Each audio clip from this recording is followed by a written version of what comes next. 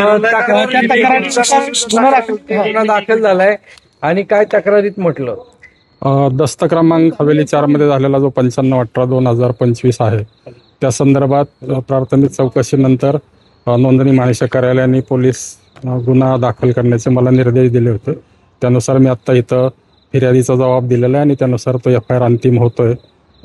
त्यामध्ये 3 व्यक्तींविरुद्ध गुन्हा दाखल होतोय.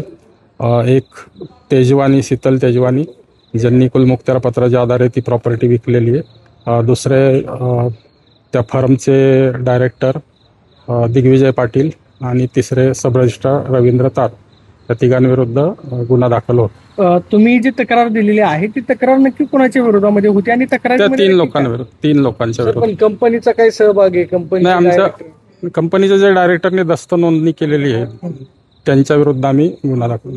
पूर्ण कंपनीत संबंध आहेत तो आता पोलीस तपासाचा भाग आहे, पण माझ्यासाठी जो दस्तामध्ये जे नाव आहे त्यांच्या विरुद्ध आम्ही पोलिसांकडे गुन्हा. किती कोटीचा ज्या पत्त्यावर नोंदवला गेला होता तो पत्ता महत्वाचा आहे, त्याच्यामध्ये पार्थ पवारांचं नाव नाही असू शकेल, पण तो माझ्याकडे जो मला ऑर्डर दिलेली आहे आयजर ऑफिसने त्या पद्धतीने मी गुन्हा. पुन्हा एकदा सांगा, किती कोटीचा स्टॅम्प ड्युटी भरणं गरजेचं होतं?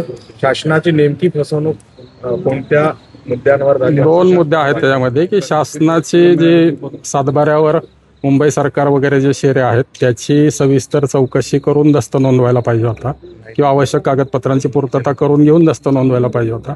हा एक मोठा विषय. आणि स्टॅम्प ड्युटीच्या एक्झम्पशनचा एक विषय.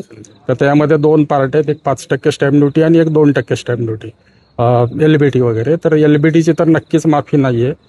त्या संदर्भात आम्ही आजच्या ह्याच्यात आयजीआर साहेबांच्या ऑफिसच्या निर्देशावरून त्या गुन्ह्यामध्ये ते पण लिहिलेलं आहे की 6 कोटीचं तर नक्कीच नुकसान आहे. बाकी आता क्वासी ज्युडिशियल प्रोसेस आहे बाकीच्या स्टॅम्प ड्युटीचा. पण मुद्दा असा आहे सर, जर कंपनी MIDF होल्डिंग एका भागधारकावर गुन्हा दाखल होतो, मग दुसऱ्याला का वाचवलं जात नाही? वाचवलं वगैरे जात नाही. आमचा दस्त ज्यांनी केला, दस्तात जे पार्टी आहेत त्यांच्या विरुद्ध आम्ही केलं. पुढे पोलीस तपासात मे बी तो त्यांचा विषय आहे, परंतु आमच्या दृष्टीने डॉक्युमेंटला ज्यांनी नाव टाकून सही केली तेवढ्या पुरतं आमचं मग डॉक्युमेंटला जर पत्ता येत असेल दुसऱ्या भागधारकाचं, नाही असं त्यात काही भागधारकाचा पत्ता वगैरे नाहीये, परंतु तो नंतर चौकशीचा. सर, अगदी शेवटचा प्रश्न, ज्या महिलेवर गुन्हा दाखल झाला आहे त्यांच्याकडे तक्रारी होती, त्या एकट्याच महिलेकडे होते का अजून? नाही, त्यांचा काही संपर्क झाला तुमच्या? नाही, कुणाचा नाही. नमस्कार.